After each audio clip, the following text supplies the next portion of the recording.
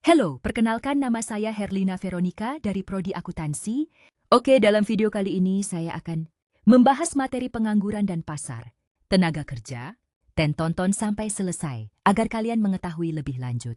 Apa itu pasar tenaga kerja? Definisi dan peran dalam perekonomian. Pasar tenaga kerja adalah tempat bertemunya penawaran tenaga kerja pekerja dan permintaan tenaga kerja pemberi kerja. Disinilah terjadi proses penentuan upah, alokasi tenaga kerja, serta penyerapan angkatan kerja ke dalam berbagai sektor ekonomi. Peran pasar tenaga kerja sangat vital, mendorong pertumbuhan ekonomi, menentukan tingkat produktivitas nasional, dan menjadi indikator kesejahteraan masyarakat. Definisi pengangguran. 0, 0, 0, 0. Apa itu pengangguran? Pengangguran adalah kondisi di mana seseorang yang termasuk dalam angkatan kerja tidak memiliki pekerjaan, sedang mencari pekerjaan, atau sedang mempersiapkan usaha dalam periode tertentu.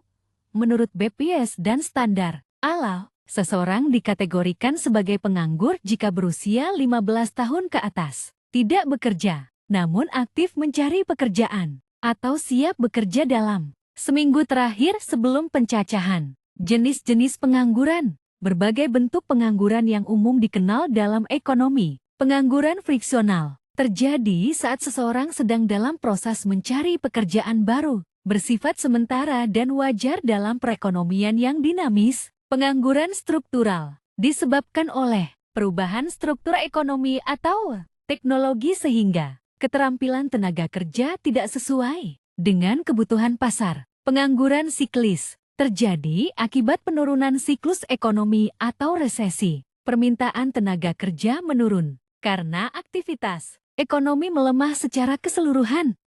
Nah, selanjutnya ada penyebab pengangguran. Faktor-faktor utama yang mendorong tingginya pengangguran. Salah satunya ada ketidaksesuaian keterampilan, kesenjangan antara keterampilan tenaga kerja dan kebutuhan industri yang menyebabkan banyak pencari kerja sulit terserap paspor tenaga kerja. Perubahan teknologi. Otomatisasi dan digitalisasi industri menggantikan peran tenaga kerja manusia, sehingga meningkatkan risiko pengangguran struktural. Kondisi ekonomi lesu. Riset atau perlambatan ekonomi menurunkan permintaan tenaga kerja, mendorong pemutusan hubungan kerja dan sulitnya mencari pekerjaan baru. Dampak pengangguran. Konsekuensi bagi individu dan masyarakat, penurunan pendapatan dan kesejahteraan hidup, peningkatan kemiskinan dan ketimpangan sosial, gangguan stabilitas sosial dan keamanan masyarakat. Dampak psikologis, stres, depresi, dan kehilangan kepercayaan diri. Beban bagi anggaran negara melalui tunjangan sosial, menurunkan daya beli dan pertumbuhan ekonomi. Kondisi pasar tenaga kerja di Indonesia. Nah, di sini saya gambaran umum tingkat pengangguran dan tren tenaga kerja nasional. Bisa kalian simak dan pelajari atau dilihat dengan seksama. Kemudian, tingkat pengangguran nasional 5-32% BPJS 2024. Jumlah angkatan kerja mencapai 1.049 juta orang. Sektor informal menyerap lebih dari 57% tenaga kerja. Tren pengangguran menurun, namun tenaga kualitas kerja masih tinggi. Digitalisasi mendorong perubahan kebutuhan keterampilan di pasar kerja. Kebijakan dan program pemerintah. Nah, untuk upaya mengurangi pengangguran di Indonesia, kita menyiapkan lapangan kerja.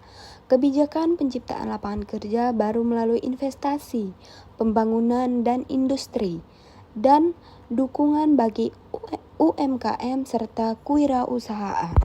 Nah, dari masalah-masalah tersebut, kita memberikan solusi mengatasi pengangguran.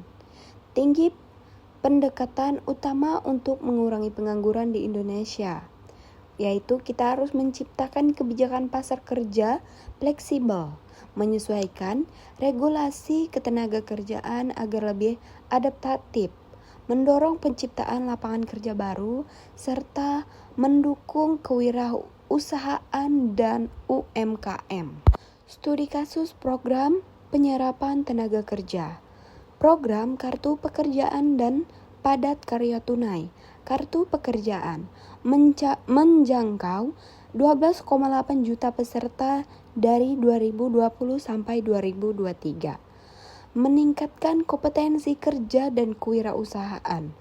Padat Karya Tunai menyerap 1,5 juta tenaga kerja per tahun melalui proyek infrastruktur desa. Pelatihan vokasi atau disingkat dengan BLK melatih 600.000 tenaga kerja siap pakai setiap tahun. Dampak dan pencapaian tersebut, tingkat pengangguran turun dari 7,07% 2021 menjadi 5,32% di 2023. 4,2 juta lapangan kerja baru tercipta pasca pandemi. 78% peserta kartu pekerjaan mendapatkan pekerjaan atau membuka usaha. Peningkatan produktivitas tenaga kerja sebesar 12% di sektor manufaktur. Tantangan dan prospek pasar tenaga kerja. Hambatan dan peluang di masa depan.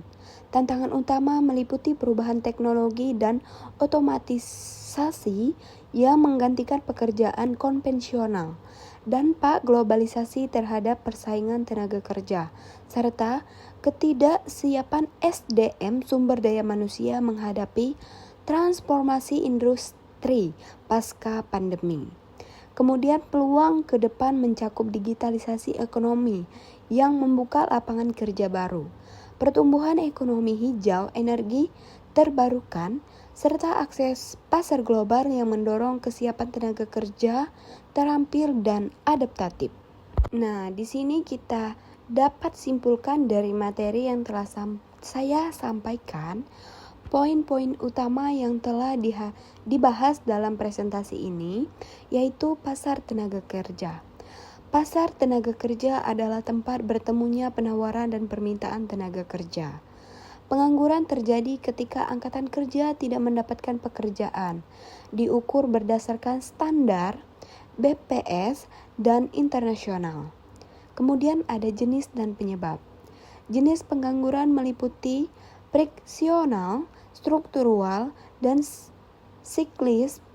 Penyebabnya antara lain ketidaksesuaian keterampilan otomatisasi teknologi, resesi ekonomi, dan faktor demografis. Nah, ada juga dampak dan solusinya.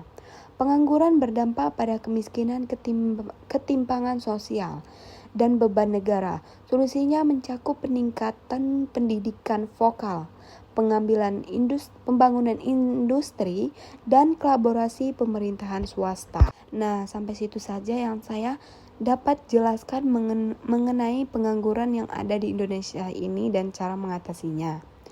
Selanjutnya, saya akan menyampaikan materi-materi di video selanjutnya. Oke, bye-bye. See you next time.